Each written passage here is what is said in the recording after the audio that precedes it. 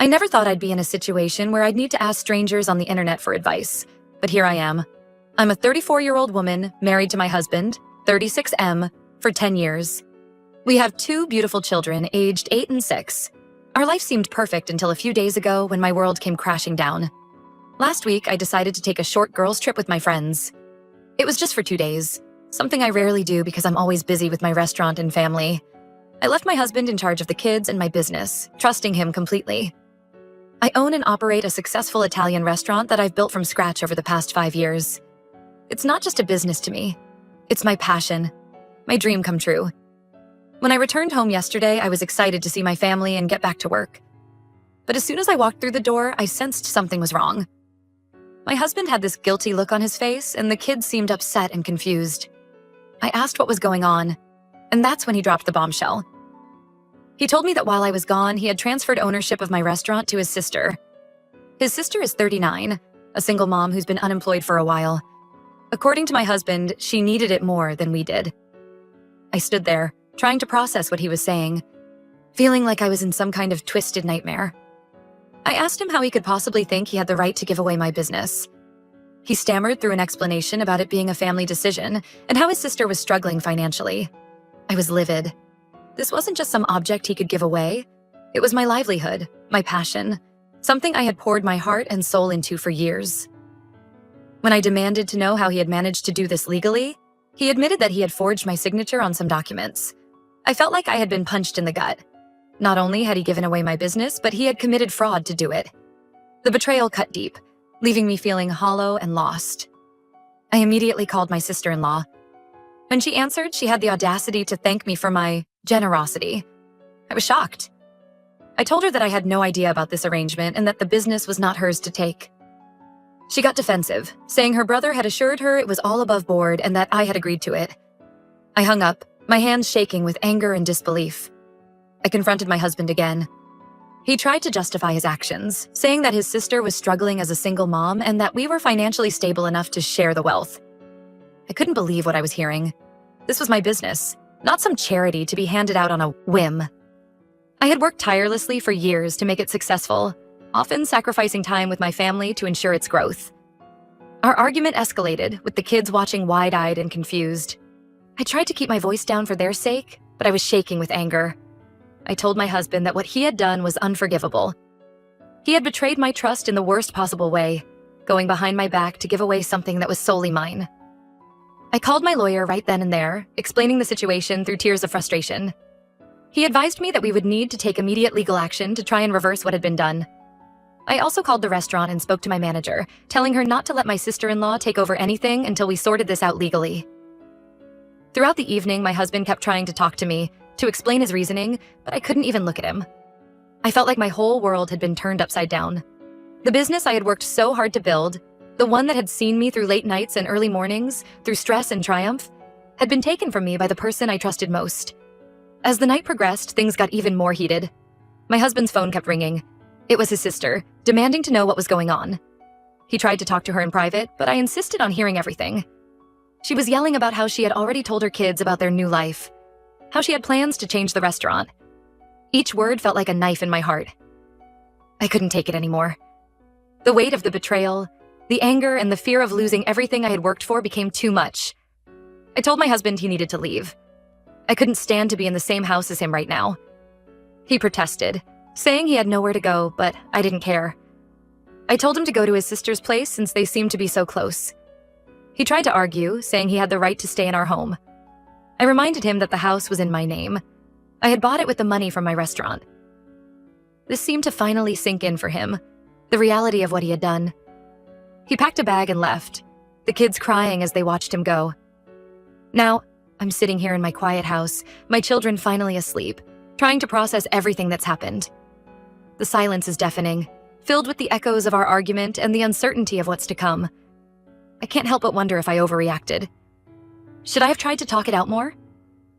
But every time I think about giving him another chance to explain, I remember what he did and the anger comes rushing back.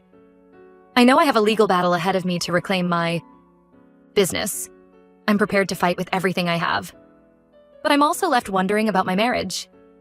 Can I ever trust my husband again after this? Should I even try? The thought of reconciliation seems impossible right now, but the thought of breaking up our family breaks my heart. I keep replaying the moment he told me what he'd done, trying to understand how he could do this to me. Didn't he realize how much the restaurant meant to me? Didn't he see all the hard work I put into it?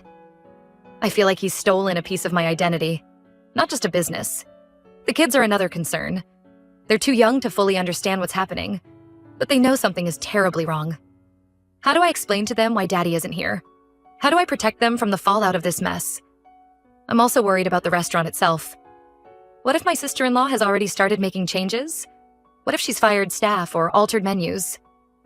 The thought of my carefully crafted business being dismantled in my absence is almost too much to bear.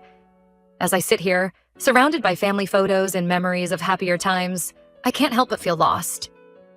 Everything I thought I knew about my life, my marriage, my family has been turned upside down in the span of a day. I'm angry, I'm hurt, and I'm scared about what the future holds. So, Reddit, I turn to you in my hour of need. Am I the asshole for kicking my husband out after he gave my restaurant to his sister? Am I overreacting, or is this betrayal as monumental as it feels? Any advice or perspective would be greatly appreciated as I navigate this difficult time. Update 1. It's been a few weeks since my original post, and I want to thank everyone for their support and advice. The outpouring of kindness from strangers on the internet has been a bright spot in what has otherwise been a dark and difficult time. I thought I'd give an update and share some backstory that might provide more context to the situation. Let me take you back to the beginning of my restaurant journey. 5 years ago, I was working as a sous chef at a local Italian restaurant. I loved my job, but I always dreamed of owning my own place. I had ideas for dishes, for the ambiance, for everything. I'd spend my free time sketching restaurant layouts and writing menu ideas in notebooks. Whenever I shared these dreams with my husband, he'd just nod and change the subject. At the time, I chalked it up to him being practical, but now I see it was a lack of support. One day, I saw a small, run-down diner for sale in our town. It was in a great location, and despite its current state, I could see its potential. The moment I laid eyes on it, I knew this was my chance. I excitedly told my husband about it, but his response was lukewarm at best. He said things like, "Restaurants are risky," and "maybe you should stick with your steady job." It hurt, but it didn't deter me. I saw this as my one shot at making my dreams come true. I decided to go for it anyway, against my husband's advice. I used all of my savings and took out a substantial loan to buy the place. The first few months were incredibly tough. I was working around the clock, trying to renovate the space while also developing my menu and hiring staff. There were nights I slept on a cot in the back office because I was too tired to drive home. My husband's support during this time was minimal. He'd complain about me not being home enough, about the financial strain, about the risk we were taking. There were times I cried myself to sleep, wondering if I had made a huge mistake. What hurt even more was my sister-in-law's attitude. She'd come around sometimes, ostensibly to help, but mostly she'd just criticize. She'd say things like, "This place is never going to work," or "You're in over your head." I tried to brush it off, but it stung. Here I was, pouring my heart and soul into this place, and my own family couldn't see its potential. Despite the lack of support, I persevered. I poured everything I had into that restaurant. I worked 16-hour days, barely seeing my kids. I missed family events, birthdays, everything. I felt guilty about it, but I kept telling myself it would all be worth it in the end. I learned every aspect of the business, from cooking to accounting to staff management. There were times I wanted to give up, but the thought of failing, of proving my husband and sister-in-law right, kept me going. Slowly, things started to turn around. Word began to spread about our authentic Italian cuisine. People loved the cozy atmosphere I'd created, with its warm lighting and rustic decor. We started getting write-ups in local papers. Food critics praised our homemade pasta and traditional recipes. Reservations became harder to get. Before I knew it, we were turning a profit. As the restaurant became successful, my husband's attitude changed. Suddenly, he was bragging to his friends about our restaurant. He started showing up more, acting like he'd been supportive all along. His sister, too, became more interested. She'd bring her kids in for free meals, talking about how proud she was of her family business. I tried to let go of the resentment I felt. I told myself that at least they were supportive now. But deep down, it bothered me. Where were they when I was struggling? When I was questioning everything? When I needed their support? The most? Looking back, I can see the signs that led to the current situation. My husband and his sister would have hushed conversations that would stop when I entered the room. They'd make comments about how lucky we were, how we should share the wealth. I didn't think much of it at the time, but now it all makes sense. In the weeks since my last post, I've learned more about what led to my husband's decision. Apparently, his sister had been pressuring him for months. She'd cry about her financial struggles, about how hard it was to be a single mom. She'd guilt him by saying things like, "We're family, we're supposed to help each other." She'd point out how successful the restaurant had become and how it could solve all her problems. My husband, instead of talking to me about it, decided to take matters into his own hands. He got the idea to transfer the restaurant to his sister when I mentioned my upcoming girls' trip. He saw it as an opportunity to solve everyone's problems without having to face me directly. He convinced himself that I would eventually understand and agree with his decision. The level of betrayal I feel is hard to describe, not just from my husband, but from his sister too. She knew very well that I hadn't agreed to this. She knew how hard I'd worked. Yet she was willing to take it all, just like that.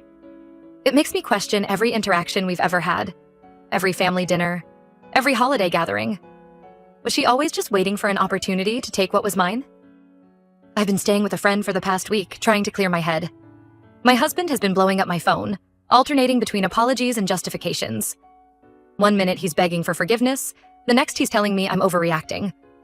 His sister has been doing the same, sometimes pleading, sometimes threatening legal action. It's emotionally exhausting. My lawyer has assured me that we have a strong case to reclaim the restaurant. The forged signatures alone are grounds for fraud, but it's going to be a long, messy process. We're gathering evidence, preparing for depositions, and getting ready for what could be a drawn-out legal battle. The thought of fighting my own family in court makes me sick to my stomach, but I know I have to do it. This is my livelihood, my dream, and I'm not going to let it go without a fight. As for my marriage, I honestly don't know what the future holds. The trust is completely shattered. Even if we get past this legally, I don't know if I can ever look at my husband the same way again. How can I trust someone who is willing to go behind my back and give away everything I've worked for? We've started marriage counseling, but it feels like too little, too late. I'm trying to stay strong for my kids.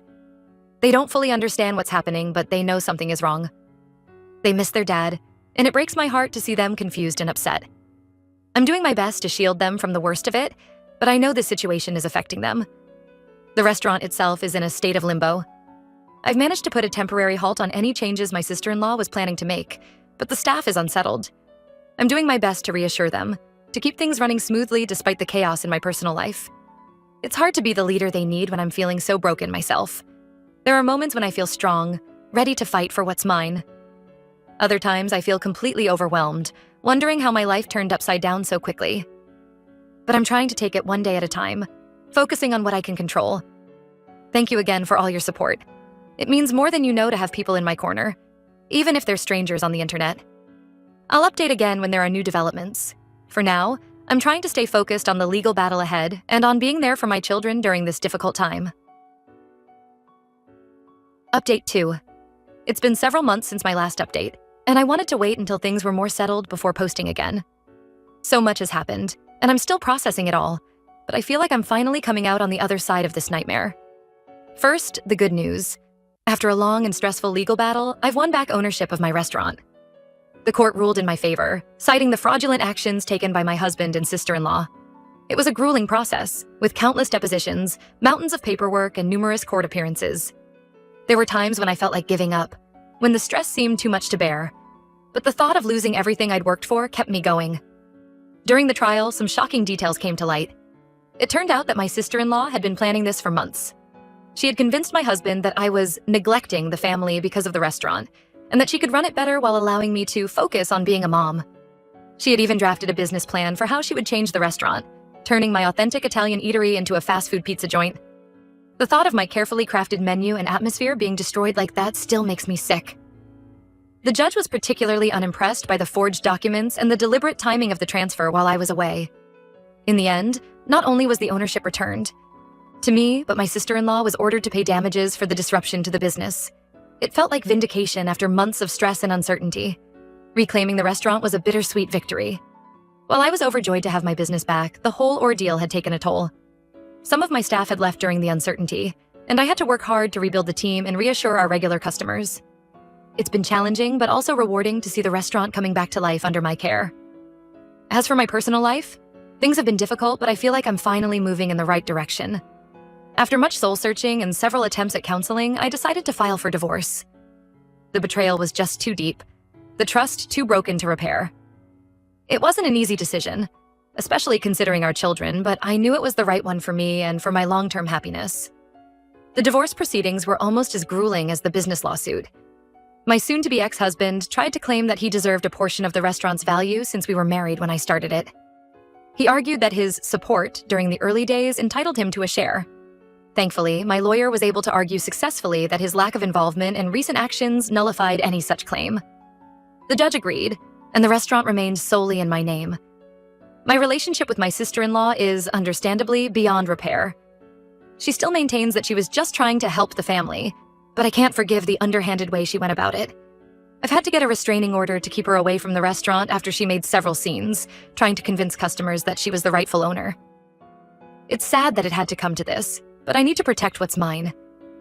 The hardest part of all of this has been explaining everything to my children. They're still young and don't fully understand why Daddy doesn't live with us anymore, or why they can't see their aunt. I'm doing my best to be honest with them in an age-appropriate way, emphasizing that sometimes adults make mistakes, but that doesn't mean we stop loving each other. It's been a delicate balance, trying to help them understand without burdening them with adult problems. On a more positive note, the restaurant is doing well again. After a few months of uncertainty, our regulars have returned and we're even attracting new customers. I've introduced some new dishes to the menu, including a few that I developed during the stressful months of the legal battle. Stress cooking is real, folks. It's been therapeutic to pour my energy back into the kitchen, to create and innovate again. I've also taken steps to legally protect the business from any future attempts at takeover.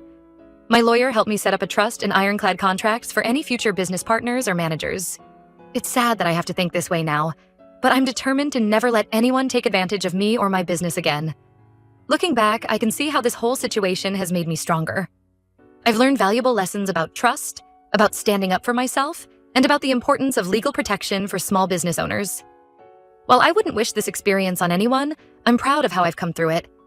I've also learned the importance of building a support network outside of family. My staff, my regular customers, and even some of the other local business owners have been incredibly supportive throughout this ordeal. Their encouragement and understanding have meant the world to me. To everyone who offered support and advice throughout this ordeal, thank you. Your words helped me more than you know during some of my darkest moments. There were days when your comments were the only thing that kept me going, reminding me that I wasn't crazy for feeling betrayed and that I deserved better. As for what's next, I'm focusing on being the best mom I can be, running my restaurant and learning to trust again, in that order. It's a new chapter in my life, and while it's not what I expected, I'm cautiously optimistic about the future. I'm rediscovering parts of myself that I had neglected during my marriage, and it's exciting to think about the possibilities ahead. I'm also considering ways to use my experience to help other small business owners, particularly women, protect themselves and their dreams. Maybe someday I'll write a book or start a support group. For now, though, I'm taking things one day at a time. The road ahead isn't going to be easy. I know there will be challenges as I navigate single parenthood and continue to rebuild my business. But for the first time in months, I feel like I can breathe again. I'm no longer living in fear of what my husband or sister-in-law might do next.